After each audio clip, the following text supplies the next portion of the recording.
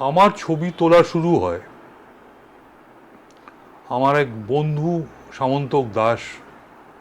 উনি তখন এখানেই থাকতেন। ওর মামা প্যারিসে থাকতো, সুতরাং ওর মামা ওকে একটা ক্যামেরা গিফট করেছিল। একটা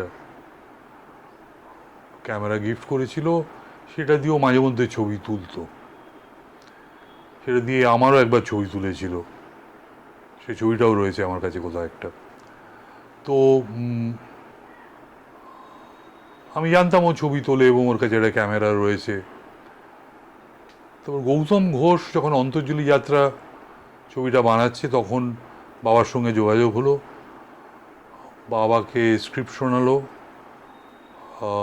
বাবা তাতে রাজি হলো স্ক্রিপ্টটাতে। তারপরে গৌতম দা একদিন এলো বাবার সঙ্গে দেখা করতে। তখন আমায় জিজ্ঞেস করলেন যে আমি কী করি। বললাম যে ক্লাস 12-এর পরীক্ষা দিয়েছি, রেজাল্টের অপেক্ষায় বসে আছি। তো বললো তার মানে কিচ্ছু করছো না, তাহলে চলো। বলে আমায় বাবা বললো যে তো বসন্ত দা যাচ্ছে শুটিংয়ে, আর এটা দূরে খুব এটা নয়, কারণ এটা সাগরদ্বীপে শ্যুট হচ্ছিল। ইনফ্যাক্ট পুরো অন্তর্জলিটাই সাগরদ্বীপে শ্যুট হয়েছে। তো আমি চলে গেলাম বাবার সঙ্গে। তো আমার বন্ধু সামন্তক, তাকে বললাম তোর ক্যামেরাটা দিবি? বললো তুই তো ছবি তুলতে পারিস না। আমি তুই বলে দে।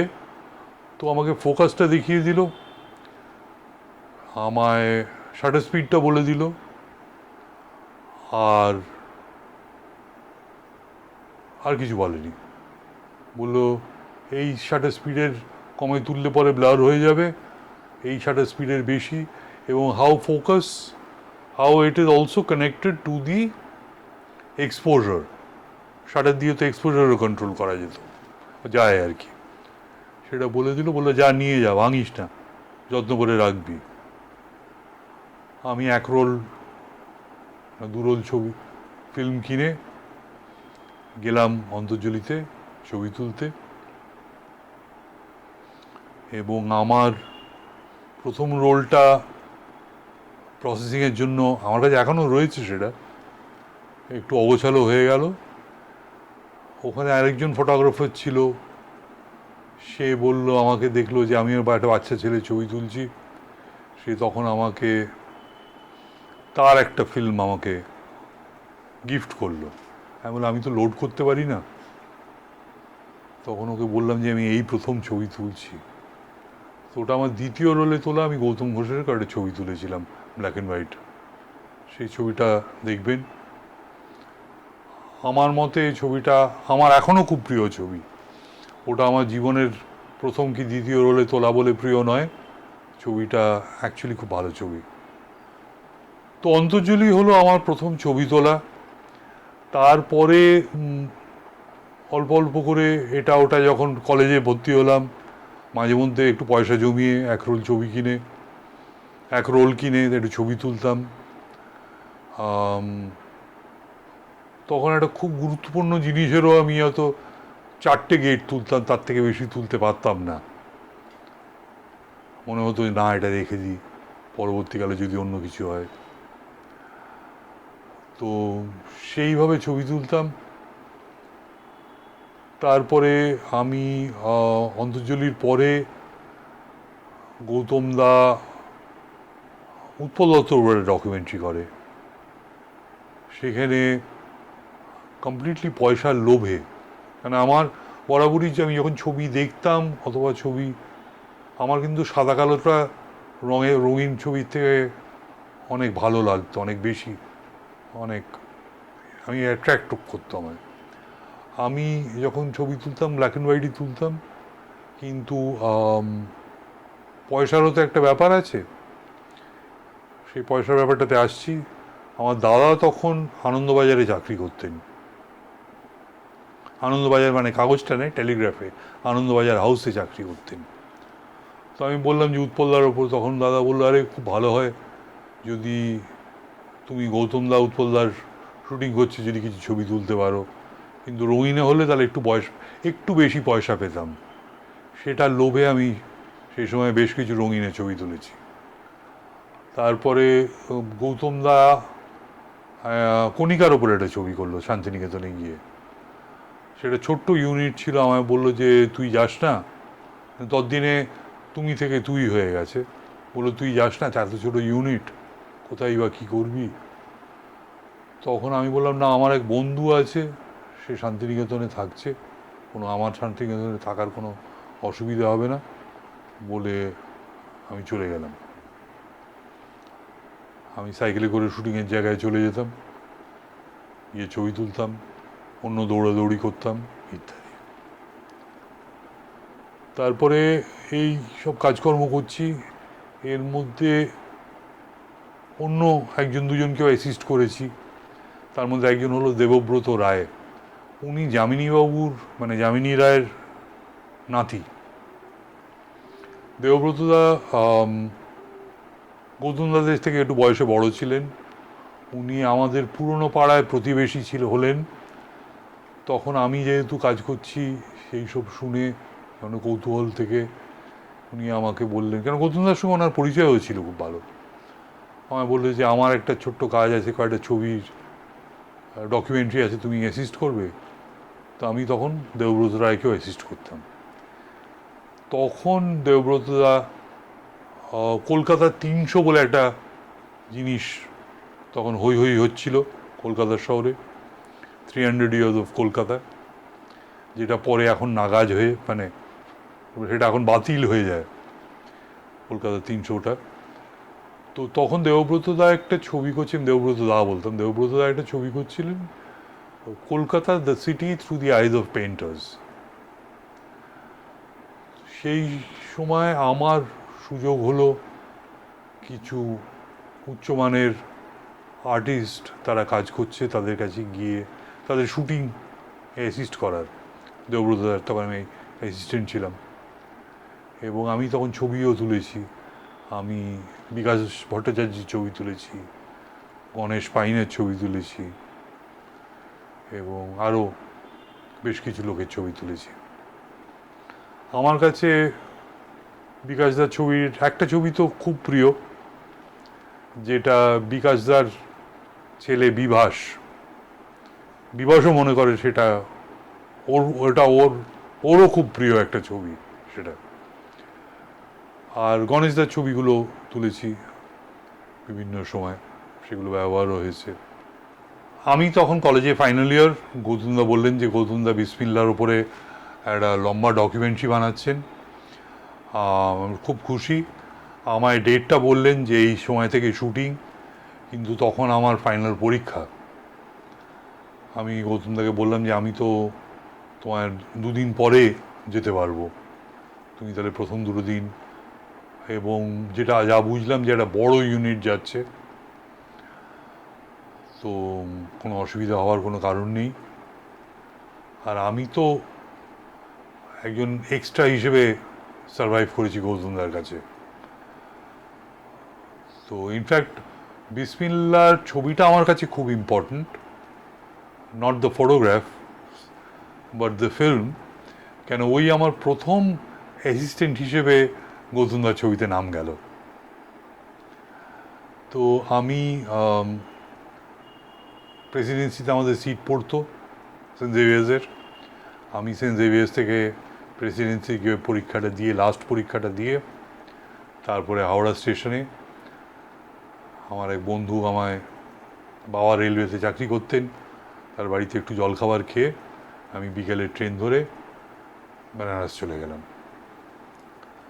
বেনারসে ততদিনে হাতে একটু পয়সা হয়েছে, আমি বেশ 6-7 রোল ফিল্ম কিনে নিয়ে যেতে পেরেছি, এবং আর্থিক কারণে 2 রোল কালারও কিনেছি। তো আর আমার একটা ক্যামেরা, সেটার সঙ্গে আমি আরেকটা ক্যামেরা জোগাড় করে সেটা কদিনের জন্য আমার এক বন্ধুর কাছ থেকে নিয়ে, সুতরাং আমি 2টো ক্যামেরা এবং 10 রোল ফিল্ম নিয়ে চলে গেছি বেনারস। বেনারসে চুটিয়ে ছবি তুলেছি, মূলত বিসমিল্লার ছবি, কেন আমি তো সারাদিন বিসমিল্লার ওখানেই থাকতাম। এবং সেখান থেকে অনেক ছবি একটু ঠিকঠাক মানের হয়েছিল।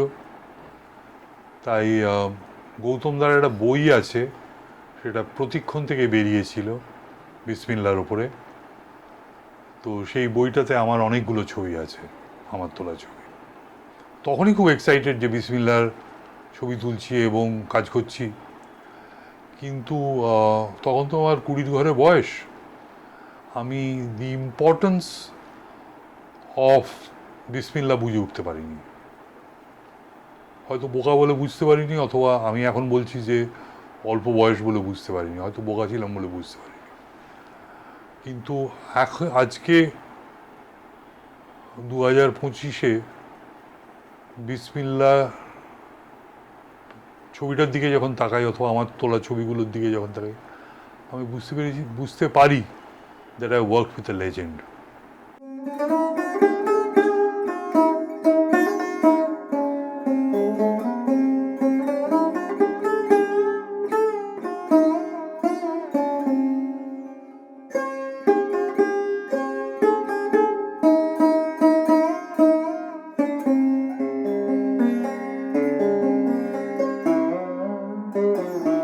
আমার ছবি তোলার কোনো মেন্টর অথবা কোনো গাইড আমার আনফর্চুনেটলি ছিল না।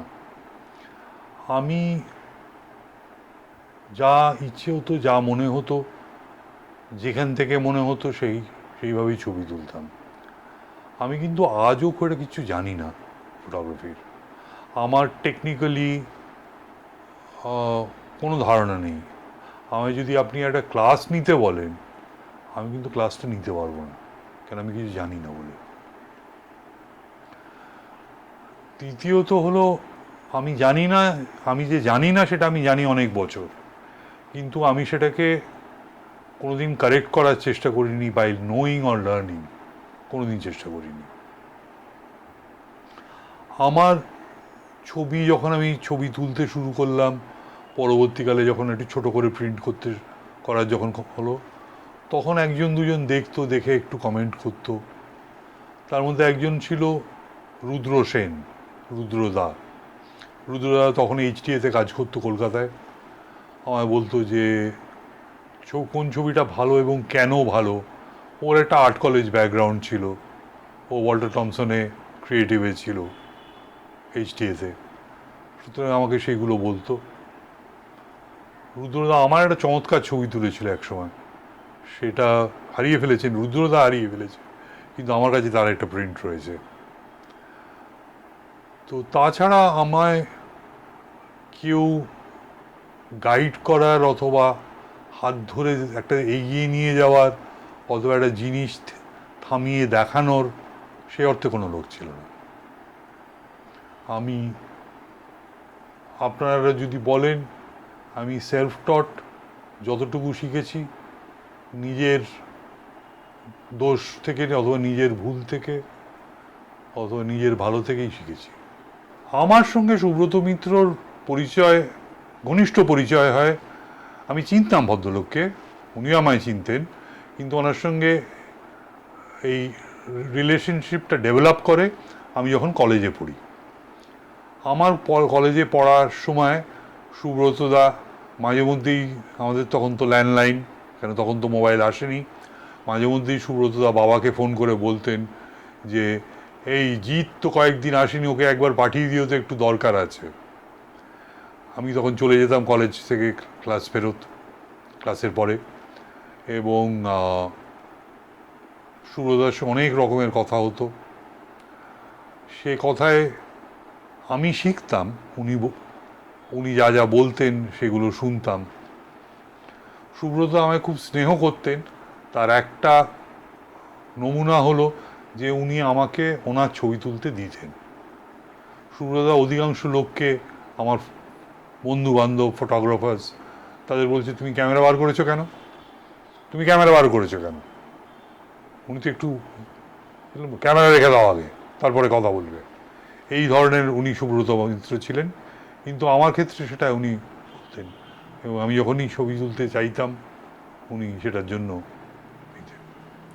সুব্রতদা সেই সময় ছবি আঁকছেন, উনি ছবি দেখছেন গ্যালারিতে গিয়ে এবং ছবি আঁকছেন। আমাকে সুব্রতদা একদিন ফোন করলেন, আমি তখন বাড়িতেই ছিলাম, বললেন যে শোনো, আমি একটা দিন বললেন, সেই দিন আমি না আমার ছবির কিছু ছবি তুলব, তুমি পারলে এসো। সুব্রতদা ওনার ছবি তুলবেন। আমি তো খুব এক্সাইটেড, এবং আমি সেদিন সেই জন্য একটা কালার রোল কিনলাম, যাতে সুব্রতদার ছবিগুলো একটু তার যেন একটা একটা কালার ইমেজ যেন পাই। সুব্রতদার এই যে ছবি তুলতে দিতেন না, লোকের সঙ্গে কড়া অথবা কঠিন ব্যবহার করতেন, it was a part of his character. উনি না ওই দুনিয়াটাকে দেখতেন ওইভাবে, উনি দুনিয়াটাকে ভাবতেন তেমন। ওনার মধ্যে একটা পারফেকশনিস্ট ছিল, মানুষ ছিল, যেটা সব সময় সব ব্যাপারে যেখানে যেখানে wherever he was involved, he saw it at a level of perfection. তার একটা মজার ঘটনা হলো যে সুব্রতদা একদিন আমায় ফোন করে জিজ্ঞেস করলেন যে তোমার কি টোস্টার ব্যবহার করো। আমি বললাম আমার তো টোস্টার নেই, রেখে দিলেন ফোনটা। 4 দিন পরে যখন সুব্রতদার সঙ্গে আবার দেখা হলো, আমি সুব্রতদা বললেন, সুব্রতদা তুমি কি করছো, লোকে টোস্টার ফোন করে তবে তুমি বললে না। সুব্রতদা বলল, না আমি 30টা কি 300টা লোকের লিস্ট করেছি যাদের কাছে টোস্টার থাকতে পারে, সেই লিস্ট ধরে আমি লোকজনকে ফোন করছি। তোমার যদি বাড়িতে টোস্টারই না থাকে, আমার তো তাহলে তোমাকে আর কিছু জিজ্ঞাসা নেই। যাদের কাছে জিজ্ঞাসা, যাদের কাছে টোস্টার আছে তাদের কাছেই আমার জিজ্ঞাসা। তাদের আমি মডেল, কোন নম্বর, কত বছর, কী ধরনের টোস্ট ইত্যাদি সব জিজ্ঞেস করছি, করে সেগুলো সব লিখেছি। লিখে একত্র করে তার একটা অঙ্ক করে উনি একটা পার্টিকুলার মডেল অফ টোস্টারে ডিসাইড করলেন যে এই টোস্টারটাই উনি কিনবেন। সুব্রতদার নিজের কথায় আমায় নিজেই বলেছেন যে উনি 10টা নাগাদ দোকানটাতে ঢুকলেন যেখানে টোস্টারটা কিনবেন, আর উনি 4টে সাড়ে 4টে নাগাদ বেরোলেন টোস্টারটা কিনে। তারপরে 4টে নাগাদ পেরিয়ে উনি যেটা করলেন, উনি প্রায় 20 পাউন্ড রুটি কিনলেন। সেগুলো সব বিভিন্ন ব্র্যান্ডের রুটি, বিভিন্ন একই ব্র্যান্ডের কিন্তু অন্য রকমের রুটি, একটা হয়তো ব্রাউন, একটা হয়তো হোয়াইট, একটা হয়তো মিড স্লাইস, একটা হয়তো অন্য কিছু, এবং সেগুলো সুব্রতদা টোস্ট করলেন। করে ওনার মনে হলো, এবং এই দুপুরের 4টে থেকে উনি ভোরবেলা 4টে অবধি টোস্ট করলেন, 12 ঘন্টা। কেন, তার টোস্টারটাকে আবার ঠান্ডা হওয়া, নর্মাল টেম্পারেচার রাখা, আবার করে টোস্ট করা, এইসব করাতে ওনার 12 ঘন্টা সময় চলে গেল। তারপরে উনি টোস্টগুলো, 20 পাউন্ড রুটি উনি কী বা করবেন ভোরবেলা 4টের সময়, উনি সেটা ফেলে দিলেন বাড়ির মোড়ে, ল্যান্সডাউনে। 20 পাউন্ড রুটির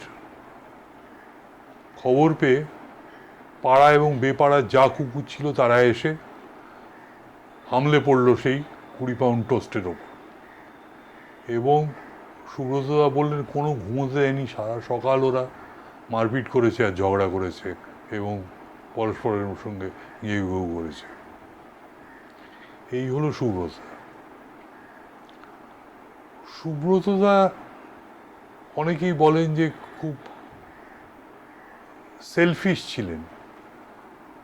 আমার না সেলফিশ সুব্রতদাকে মনে হয়নি। এবার সুব্রতদা আমায় যখন ফোন করে বললেন যে ওনার ছবি তুলছে, আমি তো এক রোল কালার ছবি নিলাম, তাহলে পুরো ডিমেনশনটা আমি কালারেও রাখতে পারবো, এবং গিয়ে দেখলাম যে ওনার ছবির সঙ্গে উনি একটা ব্রু কফির প্যাকেট, একটা দেশলাইয়ের বাক্স, একটা ডিটারজেন্টের প্যাকেট, একটা সিগারেটের প্যাকেট, এগুলো সব রাখছেন।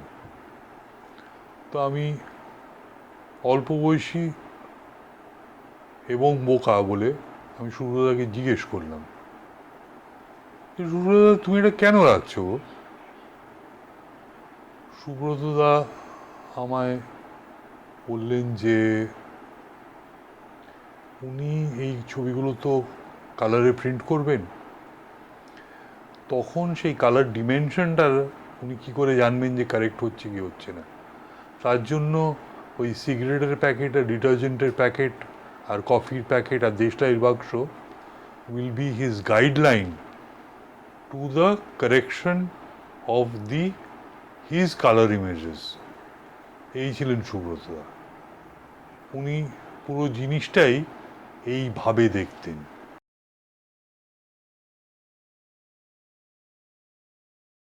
আমার একটা সমস্যা যেটা অনেকেই বলে, সেটা হলো যে আমার কোনো ইন্ডিভিজুয়াল টপিক নেই।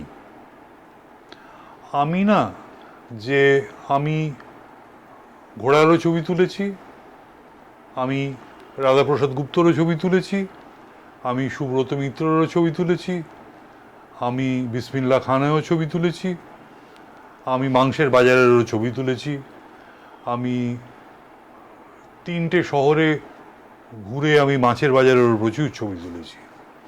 আমার একটা ওয়েবসাইটে একটা ফিশ সিরিজ রয়েছে। I have never restricted myself to a certain kind or a certain style. সেটা আমি করতে পেরেছি। আমাদের ফটোগ্রাফারদের মধ্যে অনেকেই একটা ধরনের ফটোগ্রাফিতে তারা আটকে পড়ে অথবা তারা আটকে যায়। আমি হয়তো সেই মানে পৌঁছতে পারিনি, সুতরাং হয়তো সেই কারণে আমার কোনো আটকে যাওয়ার জায়গা তৈরি হয়নি। এই ব্যাপারে একটা মজার জিনিস হলো, তানিয়া দাশগুপ্ত হলো প্রবুদ্ধ দাশগুপ্তর স্ত্রী। তানিয়া ছবি কিউরেট করেন। আমার একটা চন্দননগর নিয়ে ফটো এসে সেটা তানিয়া কিউরেট করেছে, ছেপে বেরিয়েছে। তানিয়া বহু বছর ধরে আমার ছবি দেখে, ওর সঙ্গে একটু কথা হয়। তানিয়াকে আমি একসময় একটু কিছু ছবি পাঠালাম, বললো you have not been shooting again, মানে সেটা একটা অভিযোগের মতো করে আমায় বলা যে তুমি আবার ছবি তুলছো না এরকম একটা সময়। যে আমি বললাম না তুলছি। বললো কী তুলেছো, পাঠাও আমায়। তো আমি তানিয়াকে কিছু ছবি পাঠালাম। আমার তখন অফিস ছিল, লোক ছিল। আমি বললাম ওই যে লাস্ট যেগুলো স্ক্যান হয়েছে ঠিকঠাক হয়েছে তো, ওগুলো পাঠিয়ে দে তানিয়াকে। তানিয়া আমাকে রাতে ফোন করলো। দিনে পাঠালাম, রাতে ফোন করলো, বললো ক্যান ইউ টক? আমি বললাম ইয়েস। বললো what the hell is going on? I said, why? বললো হোয়াট ইজ গোয়িং অন? যেটা হয়েছে, আমি প্রায় 15 বছর ধরে একটা জায়গাতেই এই চড়কের ছবি তুলেছি, এবং সেই চড়কের হয়তো সেটা 7th ইয়ার কি 10th ইয়ার হবে, সেই ছবিগুলো পাঠানো হয়েছে তানিয়াকে। তখন আমি বুঝতে পারলাম যে তানিয়া একজন পাঞ্জাবি, দিল্লিতে বড় হয়েছে। যদিও ও ফটোগ্রাফির বিষয়ে আমার থেকে 100 গুণ ভালো জানে এবং বেশি জানে, কিন্তু চড়কটা ওর কাছে একটা কমপ্লিটলি আননোন স্পেস। তানিয়া বললো এটা কি হচ্ছে, এরা কারা, একটা লোক উড়ছে কেন, তার কেন দড়ি বাঁধা রয়েছে, সে আকাশে কি করছে? আমি তখন বুঝলাম যে তানিয়া চড়কের বিষয়ে কিচ্ছু জানে না। ইটস আ কালচারাল ডিফারেন্সটা আমার কাছে ওই প্রথম। তানিয়াকে আমি চিনি বহু বছর, আমি অন্য শহরে থেকেছি বহু বছর, কিন্তু আমার সেটা কোনোদিন মনে হয়নি যে এটা তানিয়া নাও জানতে পারে।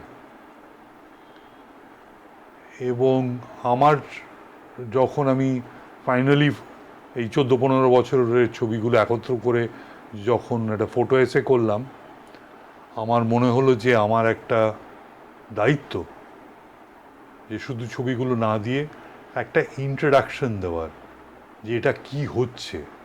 নাহলে অধিকাংশ লোকেরই আমার ভয় হলো তারা তানিয়ার মতো রিয়্যাক্ট করবে, এটা কি হচ্ছে কিচ্ছু বুঝতে পারছি না, একটা লোককে দড়ি বাঁধা সে কেন ঝুলছে, অথবা তাকে কেনই বা ঘোরানো হচ্ছে। আমার 10 বছর লাগলো কি 12 বছর লাগলো বুঝতে যে আমি চড়কে যা ছবি তুলেছি সেটা বাজারের মধ্যে থেকেই তুলেছি। এই ছবিগুলো যদি বলা হয় যে এটা মালদায় তোলা, অথবা লুধিয়ানাতে তোলা, অথবা করাচিতে তোলা, অথবা কলকাতায় তোলা, আমার কোনো রেফারেন্স পয়েন্ট নেই যেটা কলকাতা, এটা তো করাচিও হতে পারে।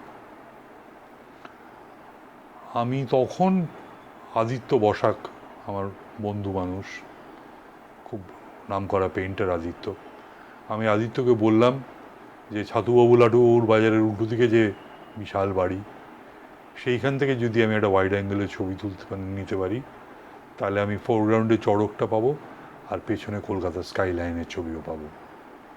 তো আমার একটু সময় লেগেছিল, কিন্তু ওই ছবিটা থেকে আমার টোটালিটি অফ দ্য ফটো এসটা তৈরি হল।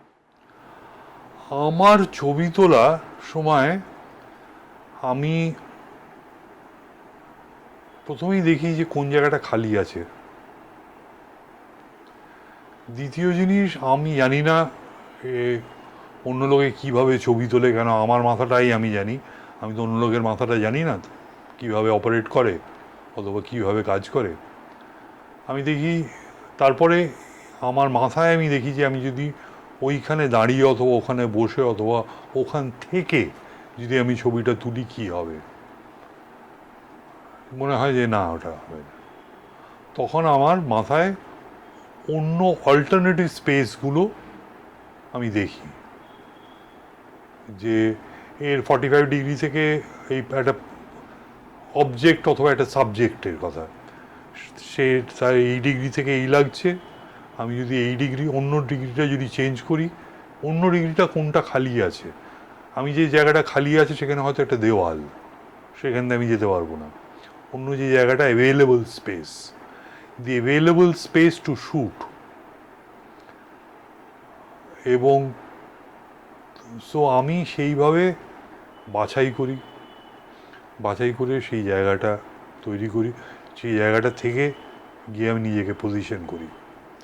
বিসমিল্লার ক্ষেত্রে যেটা আমি জানি যে এই অ্যাঙ্গেল থেকে শ্যুট করতে পারবো অথবা ওই অ্যাঙ্গেল থেকে শ্যুট করতে পারবো, কেন উল্টো দিকে ক্যামেরা রয়েছে, আমি সেদিকে যেতে পারবো না। আমার দিকে 3টে জায়গায় লাইট রাখা রয়েছে, আমি সেখানেও যেতে পারবো না, তাহলে আমি লাইটটা কেটে নেবো। সুতরাং আমরা যখন বিসমিল্লাহকে একটা উদাহরণ হিসেবে ব্যবহার করলাম, কিন্তু আমাদের অধিকাংশ ক্ষেত্রে আমরা এইভাবেই ভাবি, অ্যাটলিস্ট আমি তো ভাবি। সুতরাং আমি পজিশন এ থেকে শ্যুট করলাম, হয়তো মনে হলো পজিশন বিটা দেখলে হয়, আমি চট করে বিয়ে গিয়ে যখন দেখলাম তখন মনে হলো যে না, পজিশন এটাই অ্যাকচুয়ালি বেটার ছিল, অথবা একটা পজিশন সি আছে, সেটা আমি হয়তো দেখিনি, সেটাই হয়তো বেস্ট জায়গা ছিল। আমরা না অনেক বড় বড় মানুষের তোলা ছবি দেখে ভাবি এই জায়গাটা পেল কি করে এটা সে ওই জায়গাটা থেকে দেখতে পেয়েছে, তুমি তো পাওনি, সেই জন্য তোমার ছবিতে সেটা নেই। সুতরাং আমরা in our mind to begin with কীভাবে দেখি সেটা খুব ইম্পর্ট্যান্ট। ফিল্ম থেকে বেরিয়ে এসে, ডকুমেন্টারিজ অ্যান্ড ফিল্ম থেকে বেরিয়ে এসে আমি বিজ্ঞাপনের ছবি বানাতে শুরু করলাম। আমার প্রথম ছবিটা বাটার জন্য বানিয়েছিলাম, বাটা ইন্ডিয়া জন্য, সেটা বাটা ইন্টারন্যাশনাল মিউজিয়ামে রয়েছে। সেটা হলো দ্য ফুটওয়্যার্স অফ ইন্ডিয়া, ভারতবর্ষের ফুটওয়্যার নিয়ে একটা ছবি। তারপরে আমি কিছু বিজ্ঞাপন পেতাম, ছোট ছোট ছোট বিজ্ঞাপন পেতাম, এবং মূলত কর্পোরেটই পেতাম, 10 মিনিট 15 মিনিটের কর্পোরেট ছবি। তারপরে বিজ্ঞাপনের সংখ্যাটা বাড়লো এবং বিজ্ঞাপনের অ্যামাউন্টটাও বাড়লো। আমি তখন বিজ্ঞাপনের ছবিগুলো নিয়ে, কলকাতায় তখন খুব একটা প্রসেস কিছু ছিল না, আমি ফিল্মটা নিয়ে বম্বে চলে যেতাম। বম্বেতে গিয়ে আমি প্রসেস করতাম, করে আমি গ্রেড করতাম, করে তারপরে ওটার এডিট করে আমি জমা দিতাম। সুতরাং সেটাও ক্লায়েন্টের কাছে ইম্পর্টেন্ট হয়ে দাঁড়ালো, কেন ওরা বললো যে this is a Bombay production, অথবা বম্বেতে ফিল্মে শ্যুট করা হচ্ছে, বম্বেতে করা হচ্ছে ছবি। তো সেই থেকে আমার সঙ্গে বম্বের যোগাযোগ, এবং একটা সময় আমায় বম্বেতে গিয়ে থাকতে হতো, থেকেওছি বম্বেতে। এবং সেই সময় আমি দেখেছি যে আমার দুটো ক্যামেরা সবসময় আমার কাঁধে, আমার ব্যাগে থাকতো, একটাতে নর্মাল লাগানো, আরেকটাতে একটা ওয়াইড লাগানো, একটা মুভেবল ওয়াইড আর কি।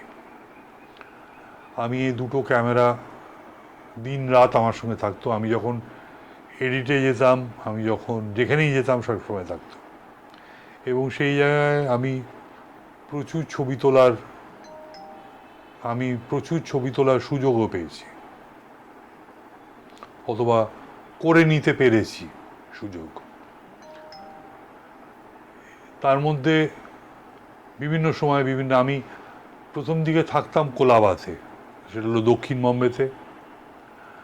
আমি তখন বেশি রাত অবধি পোস্ট প্রোডাকশনে কাজ করতাম, করে আমি ভোরবেলা বেরিয়ে পড়তাম। মানে বম্বেতে যখন ভোর হতো, সেটা হলো, বম্বেতে তো আমাদের ঘন্টাখানিক পরে ভোর হয়, আমি ভোরে বেরোতাম, গিয়ে আমি কয়েক ঘন্টা ছবি তুলতাম, তারপরে জলখাবার আর মানে স্নান করে জলখাবার খেয়ে আমি কাজে চলে যেতাম, এবং ফিরতাম আবার 2টো নাগাদ, রাতে কি 1টা নাগাদ ফিরতাম। এবং আমার ছবি তোলা আর এডিট করাটা দুটো সাইমেলটেনিয়াসলি, অথবা পোস্ট প্রোডাকশনে কাজ করা, শুটিং করা, আমি দুটো সাইমেলটেনিয়াসলি রেখেছি। সেই কারণে আমার বেশ কিছু ছবি বম্বের খুব মনে ধরেছে, এবং আমার মনে হয় যে আমার ওয়েবসাইটে যা ছবি আছে তার মধ্যে ভালো ছবির অধিকাংশ ছবি একটা সময় তোলা, সেটা আপনি 5 বছর কি 7 বছরের যদি ধরেন, যে সময়ে আমি এবং ক্যামেরা আমরা এক ছিলাম। আমি তখন মাঝে মাঝে দুদিনে একবার ঘুমোতাম। আমি 18 ঘন্টা 19 ঘন্টা করে কাজ করতাম, কিন্তু আমার একটা ব্যাগ কনস্ট্যান্টলি থাকতো, সেটা হলো আমার ক্যামেরা ব্যাগ। এবং আমার সিগালের একটা ছবি আছে, প্রফিট মার্ক, মানে কোলাবাসে তোলা, তাজের সামনেই গিয়ে, আমি তাজের কাছেই থাকতাম গড নাউসে। আমি সকালবেলা উঠে, তার আগের দিনও গিয়েছি, গিয়ে দাঁড়ালাম, কিচ্ছু নেই, আকাশে একটু আলো উঠছে, একটা সিগারেট, তখন আমি সিগারেট খেতাম, একটা সিগারেট খেলাম, একটা ছবি তুললাম, কিচ্ছু হলো না। তারপর ছবিটা তুলে কিছুই তো হচ্ছে না, আমি টার্ন অ্যারাউন্ড করলাম, কোলাবায় ঢুকবো, হঠাৎ একটা খুব জোরে একটা ফড়ফড় করে একটা আওয়াজ। আমি সেই আওয়াজটা শুনে ঘুরলাম, ঘুরে দেখছি আকাশ ভর্তি সিগাল। আমি সঙ্গে সঙ্গে দুটো কি চারটে ছবি তুলে ফেললাম। আর যেহেতু আমি সকালে বেরোতাম, আমাকে অনেকেই আমার সঙ্গে মারাঠিতে কথা বলতো। তাদের কাছে তাদের ধারণা হতো যে আমি একজন লোকাল পার্সন, এবং আমি অল্প মারাঠি বুঝতেও পারতাম, সুতরাং আমার খুব একটা অসুবিধা হতো না। এবং বম্বেতে আমার ফ্লাওয়ার মার্কেটের একটা ছবি আছে, আমার খুব প্রিয় ছবি। বম্বেতে সিগালের ছবিটা খুব ভালো, মানে আমার মনোমতো ছবি। আর এরকমই একটা সময় আমি একদিন ট্যাক্সি করে যাচ্ছি এডিট করতে, দেখলাম উল্টো দিকের রাস্তাটা কমপ্লিটলি খালি, কিচ্ছু নেই, একটা গাড়িও দেখতে পাচ্ছি না উল্টো দিকের রাস্তায়। আমরা যাচ্ছি এবং যত এগোচ্ছি দেখছি ভিড়টা বাড়ছে, এবং সেটা গাড়িটা গিয়ে দেখলাম একটা থেমে গেল ট্রাফিক জ্যামে। ট্রাফিক মানে ওয়ান ওয়ে ট্রাফিকে। আমি ড্রাইভারকে জিজ্ঞেস করলাম যে কি হয়েছে। ও বললো যে জানি না, ও ঠিক বুঝে উঠতে পারছে না। তারপরে আমি বুঝতে পারলাম যে কি হয়েছে। সেটা হলো তার দুদিন আগে India has one the world cup. যেটা আমি আগেও বলেছি যে যেহেতু ক্যামেরা আমার সঙ্গে 24 ঘন্টা থাকতো, এবং এটা তো ফিল্ম ক্যামেরা, সুতরাং তার চার্জ দেওয়া ইত্যাদি কোনোটাই কোনো ম্যাটার করতো না। আমি ক্যামেরা ব্যাগটা নিয়ে, আমি কেন ও তো কোথাও যেতে পারবে না, ও যে আমায় ছেড়ে চলে যাবে ড্রাইভার, সেটা ওর কাছে নেই, কেন ও তো আটকে পড়েছে একটা জায়গায়। আমি বললাম তু রে मैं अभी आ रहा हूँ রে, বলে I went across the road, এবং আমি ইন্ডিয়া ক্রিকেট টিমে ফিরছে ওয়ার্ল্ড কাপ জিতে তার কিছু ছবি তুললাম। বম্বেতে আমার আমি জানি না কেন,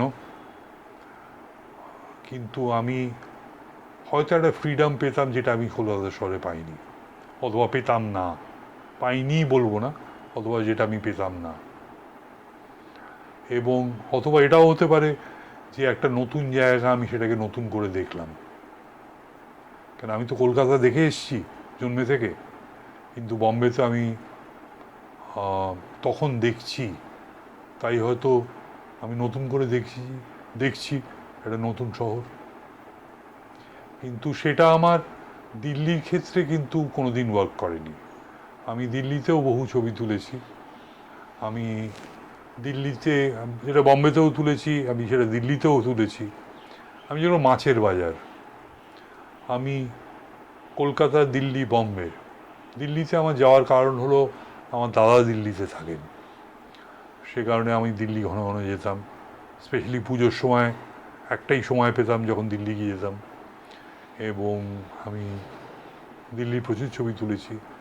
কিন্তু আমি বম্বের কাছ থেকে যেটা পেয়েছি সেটা আমি দিল্লির কাছ থেকে পাইনি বলে আমার দিল্লির ছবিগুলো অত প্রিয় নয়। কিন্তু আমার কাছে এই অনেক অনেক লোক, দেশি বিদেশি ফটোগ্রাফার, যারা এসে কলকাতা নিয়ে মারাত্মক কাজ করে, আমি সেটা দেখি, আমার খুব ভাল লাগে, খুব খুশি হই। কিন্তু আমার কলকাতা নিয়ে সেই ভালোবাসাটা হয়তো নেই, অথবা বেশি দিন দেখার জন্য হয়তো সে ভালোবাসাটা গজায়নি। আমার যেরকম অধিকাংশ প্রিয় ছবি বম্বের, কিন্তু অনেক ফটোগ্রাফার যাদের কাছে কলকাতা একটা খুব প্রিয় এবং শহর, এবং তারা কলকাতায় একাধিকবার কাজ করেছে, একাধিক বই বের করেছে। আমার দুটো লোকের কথা মনে হয়, রঘু রায় অ্যান্ড রঘুবীর। রঘু রায়ের সঙ্গে আমার কোনোদিনই আলাপ হয়নি, কিন্তু ওর বইটা রয়েছে আমার কাছে, বইগুলো রয়েছে আমার কাছে। রঘুবীর এর সঙ্গে আমার বেশ বন্ধুত্ব ছিল, কেন উনি রাধাপ্রসাদ গুপ্তর এক অন্ধ ভক্ত ছিলেন, এবং রাধাপ্রসাদ গুপ্ত ওর কলকাতার বইয়ের একটা ইন্ট্রোডাকশন লিখে দিয়েছিলেন রঘুবীরের, এবং উনি কলকাতার জন্য কলকাতায় এলেই উনি অনেকটা সময় রাধাপ্রসাদের বাড়িতে থাকতেন, মানে সকালে এসে জলখাবারও খেতেন, রাতে খাবারটা খেয়েও ফিরতেন। এবং আমি যেহেতু ওর বাড়িতে একজন মেম্বার ছিলাম, সুতরাং আমার সঙ্গে রঘুবীরের প্রচুর দেখা হতো, প্রচুর কথা হতো। আমার আনফর্চুনেটলি কোনোদিন রঘুবীরের ছবি তুলিনি, অত উৎসাহ হয়নি যে রঘুবীরের তোলা। রঘুবীর আমাকে গ্র্যান্ড ট্রাঙ্ক রোডের সময় বলেছিল যে ও গ্র্যান্ড ট্রাঙ্ক রোডটা পুরোটা ট্রাভেল করবে এবং ছবি তুলবে, আমি যদি ওখানে রঘুবীরের সঙ্গে থাকি। আমি তখন ছবি তুলতে চেয়েছিলাম, রঘুবীর তাতে করে খুশি হননি। উনি বলেন যে না, ও যখন ছবি তুলবে আমার পক্ষে তাহলে ছবি তোলা সম্ভব হবে না। সেটাও একটা বড় কারণ, যে কারণে আমি প্রজেক্টটা নিইনি। আমার সমস্যা হলো যে আই এম কমপ্লিটলি ফিয়ারলেস। যেহেতু আমি মনে করি আমার কোনো স্টাইল হয়নি, আমি মনে করি যে আমার সাবজেক্ট নিয়েও আমি কোথাও বেঁধে রাখিনি কোনো সাবজেক্ট, অথবা আমার কোনো বক্তব্যও নেই কোনো সাবজেক্ট নিয়ে সেই অর্থে। সুতরাং I am like a free bird. আমি এত বছর ব্ল্যাক অ্যান্ড হোয়াইটের ছবি তুলে আমার মনে হলো লোকে রং নিয়ে এত কথা বলছে, আমার রং নিয়ে কিছু বইও রয়েছে, মানে যেগুলো কিনে পড়েছি, দেখি না রঙের ছবি তুলে কেমন হয়। তো আমি রঙিন ছবি তোলা শুরু করলাম, এবং যে কারণে আমার প্রথম দিকে ছবিগুলো ব্ল্যাক অ্যান্ড হোয়াইট, পরের দিকে আমি কিছুদিন রঙিন ছবি তুললাম। এখন সেই আমি বলি বোকামি থেকে আমি আবার ফিরে গেছি ব্ল্যাক অ্যান্ড হোয়াইটে। আমার রঙিন ছবি রয়েছে, কিন্তু এখন সেটা নিয়ে দেখি, মাঝে মধ্যে হয়তো ব্যবহারও করি, বাট আমি in my mind I have gone back to being a black and white photographer. আমার প্রথম বড় শো হয় মেনকা গান্ধী একটা বিরাট শো করেছিলেন 2000 সালের প্রথম দিকে অন ইন্ডিয়ান ফটোগ্রাফার্স। সেখানে রঘু রায় থেকে আমরা সবাই ছিলাম, কলকাতাতেও অনেক আর্টিস্ট ছিল, ফটোগ্রাফার্স আর্টিস্ট। সেটার একটা মজার গল্প আছে। সেটার মজার গল্পটা হলো যে আমি একদিন প্রীতিশ নন্দী, প্রীতিশ আমার থেকে বয়সে অনেক বড়, আমার দাদা স্থানীয় কি কাকা স্থানীয়, কিন্তু প্রীতিশ আমায় বলেছিল যে তুমি আমাকে প্রীতিশ বলবে। আমি একবার প্রীতিশের ওখানে গেছি, তো প্রীতিশ বলল তুমি কি তুলছো? আমি কিছু ছবি তুলেছি। মেনকা কি একটা শো করছে, তার তো লাস্ট ডেট, তো বললো যে তুমি আগামী 4 দিনে মেনকাকে ছবিগুলো পাঠাতে পারবে? আমি বললাম না, পারবো না, আমি তো 3 দিন পরে তো কলকাতায় ফিরবো, আমার তো নেগেটিভ কলকাতায় রয়েছে, কোত্থেকে 4 দিনে পাঠাবো? প্রীতিশ বলল তোমার কি ছবি দেবে? তো আমার ল্যাপটপ খুলে আমি প্রীতিশকে কিছু ছবি দেখালাম। প্রীতিশ বললো এই ছবিগুলো তো থাকা উচিত। তখন ও মেনকাকে ফোন করলো, মেনকা ওর বন্ধু ছিল, মেনকা গান্ধীকে ফোন করে বলল দের ইজ দিস, কী বলা জানি না বলেছে, কিন্তু মেনকার কাছ থেকে আমি প্রীতি আমায় 1 দিন পরে ফোন করে বললো তুমি 7 দিন পরেও পাঠাও, কোনো অসুবিধা নেই, মেনকা তোমার জন্য জায়গা রেখে দিয়েছে। সুতরাং ওই শোটা আমার প্রথম অতগুলো নামকরা লোকের সঙ্গে আমার ছবি দেখানো হলো এই প্রথম। তারপরে যে শোগুলো হয়েছে দিল্লি বম্বেতে অন্য জায়গাতেও হয়েছে শো, এবং বিদেশে এই দুটো শো হয়েছে। তারপরে আমার বিদেশে আরও অন্য শোও হয়েছে, তার মধ্যে আজ যাচ্ছি না। কিন্তু প্রবুদ্ধর সঙ্গে একটা শো করেছিলাম, সেটা আমার কাছে খুব ইম্পর্টেন্ট বিকজ ইটস প্রবুদ্ধ। কলকাতায় আমি আর্টিস্টদের সঙ্গে, বড় বড় আর্টিস্টদের সঙ্গে, আমি তার মধ্যে একজন হলো ছত্রপতি দত্ত, যে এখন গভর্নমেন্ট আর্ট কলেজের প্রিন্সিপাল। তাদের সঙ্গে আমি শো করেছি কলকাতায়, আমার তোলা ছবি এবং তাদের আঁকা ছবি। এরকম একাধিকবার হয়েছে যে আমি, আদিত্য বসাক, ছত্রপতি দত্ত, পলা সেনগুপ্ত, আমরা আমার ফটোগ্রাফস উইথ দেয়ার পেন্টিং। এটা প্রথম করেছিল আমার একটা সোলো, ছোট্ট সোলো হয়েছিল, 8টা ছবির সোলো হয়েছিল ম্যাক্স মুলারে 2000 সালের প্রথম দিকে। সেইটা দেখে জয়শ্রী চক্রবর্তী, খুব টপ রাং আর্টিস্ট ভারতবর্ষের এবং কলকাতার শহর, জয়শ্রী একটা শো কিউরেট করছিল গ্যাঞ্জিজ আর্ট গ্যালারিতে। জয়শ্রী বলল তোমার কাজও থাকবে সেখানে। তো আমি তখন আমার দাদার মেয়ে, তাকে নিয়ে একটা ছোট্ট ইনস্টলেশন করেছিলাম আর তার অনেকগুলো ছবি দিয়েছিলাম। সেইগুলো থেকে আমার আর্টিস্ট মহলে একটা অল্প হলেও, কিন্তু ছোট্ট করে হলেও একটা দরজা খুলল। তারপরে আমি একাধিকবার হয়েছে যে আমি আর্টিস্টদের সঙ্গে শো করেছি। তো আইকন গ্যালারির সঙ্গে জয়শ্রীর কোনো একটা জানাশোনা ছিল। যখন জয়শ্রী আমাকে বলল এবং ওদের যখন কিউরেটর এলো, তাদের সঙ্গে কথা বলে আমার লন্ডনে একটা গ্রুপ শো করলাম।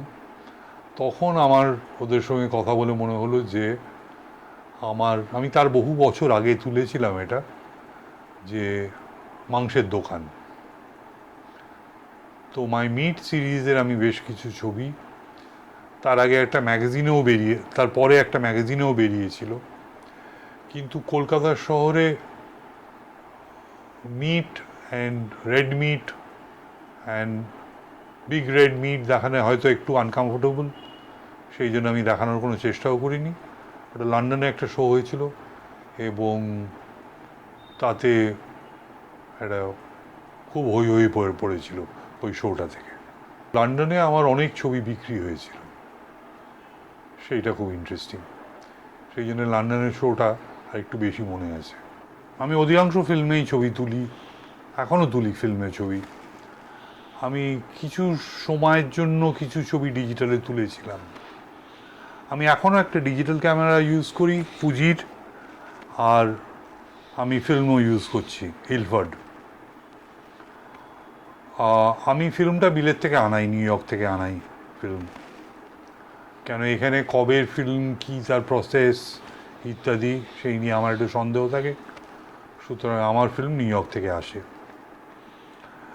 বিটুইন ফিল্ম অ্যান্ড ডিজিটাল আমি ফিল্মে অনেক বেশি কমফোর্টেবল। ছবি তোলার সময় এবং তোলার পরে এই যে আমাদের একটা 4 দিনের হোক কি 7 দিনের হোক কি 10 দিনের হোক, যে সেটা যা তুলেছি সেটা কি হলো সেইটা দেখার একটা, অথবা সেইটার জন্য অপেক্ষা করে থাকার একটা ডিসকমফর্ট আছে, which I enjoy. Digital is a fur superior mode than film. আপনি যদি ল্যাটিটিউড দেখেন, ডিজিটালে আপনি যে ল্যাটিটিউডটা পাবেন সেটা আপনি ফিল্মে কল্পনাও করতে পারবেন না। আপনি নয়েজ দেখেন, যদি দেখেন ডিজিটালের নয়েজ আর ফিল্মের নয়েজ কোনো কম্পেয়ার করা যায় না। আমার ডিজিটালে যে সুবিধেগুলো কথা মনে হয়, আমি একটা জায়গায় গিয়ে দেখলাম সেটা যা ভেবেছিলাম তার থেকে অনেক বেশি অন্ধকার। আমার ডিজিটালে সেটাকে সেই মুহূর্তে আমি সেটা আইএসওটা সেট করে সেখান থেকে যথেষ্ট সুন্দর ছবি তুলতে পারি, যেটা আমার ফিল্মের পক্ষে ফিল্মে অত বড্ড বেশি আইএসও শিফট করার যদি দরকার হয় আমি অত করেই উঠতে পারবো না। But digital is a far easier thing to work with, to work. কিন্তু I still stick to film because এটা একটু বোকার মতো শুনতে লাগবে, ফিল্মের একটা লঞ্জিভিটি আছে যেটা ডিজিটালের নেই। সেই লঞ্জিভিটিটা হলো আপনার ঠাকুরদাদার বাবার তোলা চারটে ছবি, সেটা গ্লাসে তোলা, গ্লাস নেগেটিভ হতে পারে, সেটা এখনও রয়েছে। আমরা 2020 সালের অথবা 30 সালে যে ছবিগুলো তুলছি অথবা তুলব, সেটা কিছু লোকের ছবি ছাড়া সেগুলো কিন্তু আর এক্সিস্ট করবে না। আমাদের কোনো ব্যাকআপ মোড নেই for it to take it to the next generation. আমার নেগেটিভটা থেকে যাবে, নেগেটিভটা অধিকাংশ ক্ষেত্রে ফেলে দেবে, আমার নেগেটিভ বলে কেউ রেখে দেবে না, আমার নেগেটিভ হয়তো থেকে যাবে, কিন্তু ডিজিটাল থেকে যাওয়ার কোনো সম্ভাবনাই নেই।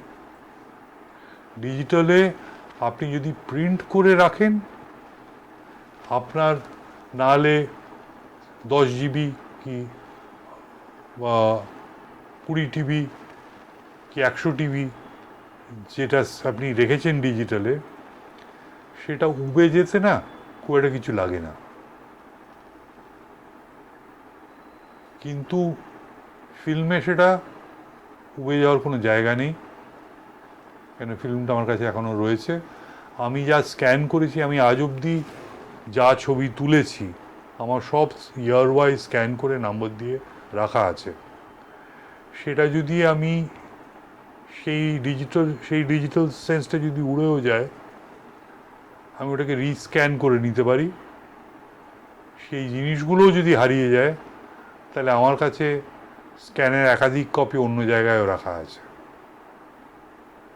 কিন্তু ডিজিটালের সেটা সম্ভব নয় এবং সেটা হয়ে উঠবে বলে মনে হয় না। আপনি দেখুন না, আমরা ডিজিটালে 15 বছর আগে যে জিনিসগুলো ব্যবহার করেছিলাম,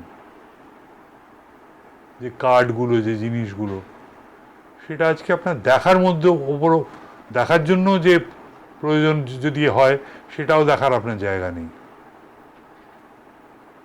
তো 15 বছর আগের কথা বলছি, 20 বছর আগের কথা বলছি, আপনি আজকে দেখতেও পাবেন না। সেই জন্য তার অনেক এগিয়ে রয়েছে ডিজিটাল, কিন্তু পেছনে টুকটুক করে হাঁটছে লাঠি হাতে ফিল্ম, কিন্তু এখনও ফিল্ম ইজ ফিল্ম। আমার মনে হয় ফটোগ্রাফি যেটা হয়েছে, it's reached a place,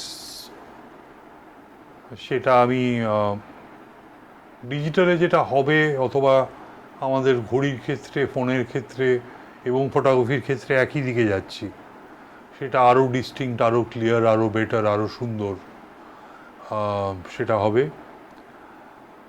film এরপরে আর আমার মনে হয় না it will evolve, because film is an idea which is died. আমরা ওই 400 টাকা 800 করবো, 800 টাকা 1600 করবো, সেটাকে প্রসেসিংয়ে এই করবো অথবা ওই করবো, কিন্তু ফিল্ম নিয়ে আমাদের আর কিছু একটা এগোনোর জায়গা নেই। ডিজিটালি আমরা অনেক এগিয়ে যাব এবং অনেক এগিয়ে যাচ্ছি। ফিল্মও শেষ হয়ে গেছে অ্যান্ড ফটোগ্রাফিও শেষ হয়ে গেছে। ফটোগ্রাফি ভিজাভি ফিল্ম এটাও শেষ হয়ে গেছে।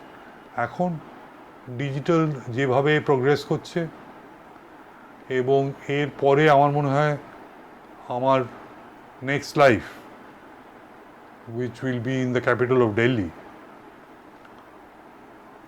আমি একজন অ্যাফ্লুয়েন্ট জায়গায়, একটা অ্যাফ্লুয়েন্ট ফ্যামিলিতে জন্মাবো, সেখানে ফটোগ্রাফির কোনো জায়গা থাকবে না।